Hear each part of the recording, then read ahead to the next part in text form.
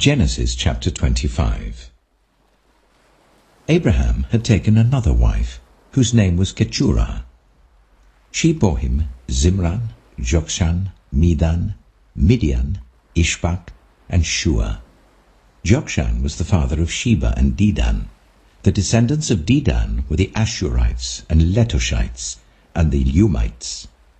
The sons of Midian were Ephah, Hanok, Abida, and Eldaah. All these were descendants of Keturah. Abraham left everything he owned to Isaac. But while he was still living, he gave gifts to the sons of his concubines and sent them away from his son Isaac to the land of the east. Abraham lived 175 years. Then Abraham breathed his last and died at a good old age, an old man and full of years, and he was gathered to his people. His sons Isaac and Ishmael buried him in the cave of Machpelah, near Mamre, in the field of Ephron, son of Zohar the Hittite, the field Abraham had bought from the Hittites. There Abraham was buried with his wife Sarah. After Abraham's death, God blessed his son Isaac, who then lived near Beer Lahairoi. This is the account of the family line of Abraham's son Ishmael, whom Sarah's slave Hagar the Egyptian bore to Abraham. These are the names of the sons of Ishmael, listed in the order of their birth: Nebaioth, the firstborn of Ishmael; Kedah, Adbeel, Mibsam, Mishma, Duma, Massa, Hadad, Tema, Jetur, Nephish, and Kedema. These were the sons of Ishmael, and these are the names of the 12 tribal rulers according to their settlements and camps. Ishmael lived 137 years. He breathed his last and died, and he was gathered to his people. His descendants settled in the area from Havilah to Shur, near the eastern border of Egypt as you go towards Ashur. And they lived in hostility toward all the tribes related to them. This is the account of the family line of Abraham's son Isaac. Abraham became the father of Isaac, and Isaac was 40 years old when he married Rebekah, daughter of Bethuel the Aramean from Paddan Aram, and sister of Laban the Aramean. Isaac prayed to the Lord on behalf of his wife because she was childless. The Lord answered his prayer, and his wife Rebekah became pregnant. The babies jostled each other within her, and she said, "Why is this happening to me?" So she went to inquire of the Lord. The Lord said to her, "2 nations are in your womb, and 2 peoples from within you will be separated. 1 people will be stronger than the other, and the older will serve the younger." When the time came for her to give birth, there were twin boys in her womb. The first to come out was red, and his whole body was like a hairy garment, so they named him Esau.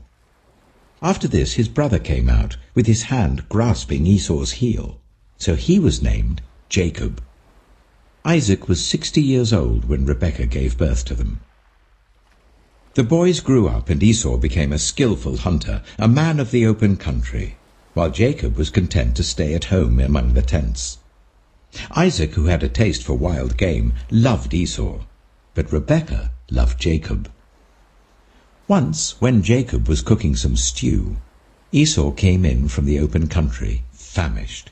He said to Jacob, "Quick, let me have some of that red stew. I'm famished." That is why he was also called Edom. Jacob replied, "First sell me your birthright."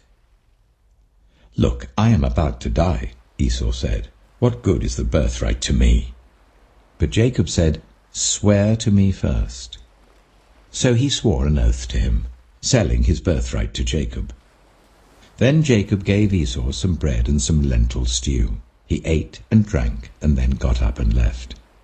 So Esau despised his birthright. Matthew chapter 24. Jesus left the temple and was walking away when his disciples came up to him to call his attention to its buildings. "Do you see all these things?" he asked.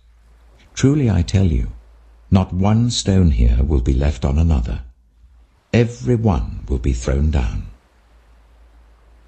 As Jesus was sitting on the Mount of Olives, the disciples came to him privately.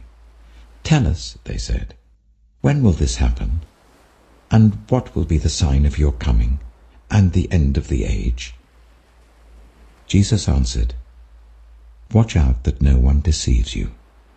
For many will come in my name, claiming, 'I am the Messiah,' and will deceive many. You will hear of wars and rumors of wars.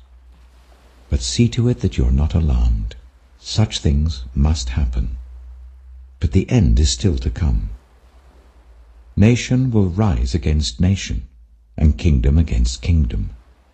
There will be famines and earthquakes in various places. All these are the beginning of birth pains. Then you will be handed over to be persecuted and put to death, and you will be hated by all nations because of me. At that time, many will turn away from the faith and will betray and hate each other. And many false prophets will appear and deceive many people. Because of the increase of wickedness, the love of most will grow cold. But the one who stands firm to the end will be saved. And this gospel of the kingdom will be preached in the whole world as a testimony to all nations. And then the end will come. So when you see standing in the holy place the abomination that causes desolation, spoken of through the prophet Daniel, let the reader understand. Then let those who are in Judea flee to the mountains. Let no one on the housetop go down to take anything out of the house. Let no one in the field go back to get their cloak. How dreadful it will be in those days for pregnant women and nursing mothers. Pray that your flight will not take place in winter or on the Sabbath, for then there will be great distress unequaled from the beginning of the world until now, and never to be equaled again. If those days had not been cut short, no one would survive, but for the sake of the elect, those days will be shortened. At that time, if anyone says to you, 'Look, here is the Messiah,' or 'There he is,' do not believe it. For false messiahs and false prophets will appear and perform great signs and wonders to deceive, if possible, even the elect. See, I have told you in advance.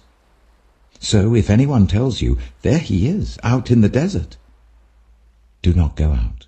Or, 'Here he is in the inner rooms,' do not believe it. For as lightning that comes from the east is visible even in the west, so will be the coming of the Son of Man. Wherever there is a carcass, there the vultures will gather." Immediately after the distress of those days, the sun will be darkened and the moon will not give its light. The stars will fall from the sky, and the heavenly bodies will be shaken. Then will appear the sign of the Son of Man in heaven. And then all the peoples of the earth will mourn when they see the Son of Man coming on the clouds of heaven with power and great glory. And he will send his angels with a loud trumpet call, and they will gather his elect from the four winds, from one end of the heavens to the other. Now learn this lesson from the fig tree. As soon as its twigs become tender and its leaves come out, you know that summer is near. Even so, when you see all these things, you know that it is near, right at the door. Truly I tell you, this generation will certainly not pass away until all these things have happened.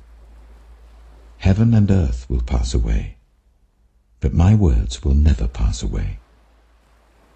But about that day or hour, no one knows, not even the angels in heaven, nor the Son, but only the Father. As it was in the days of Noah, so it will be at the coming of the Son of Man. For in the days before the flood, people were eating and drinking, marrying and giving in marriage, up to the day Noah entered the ark. They knew nothing about what would happen until the flood came and took them all away.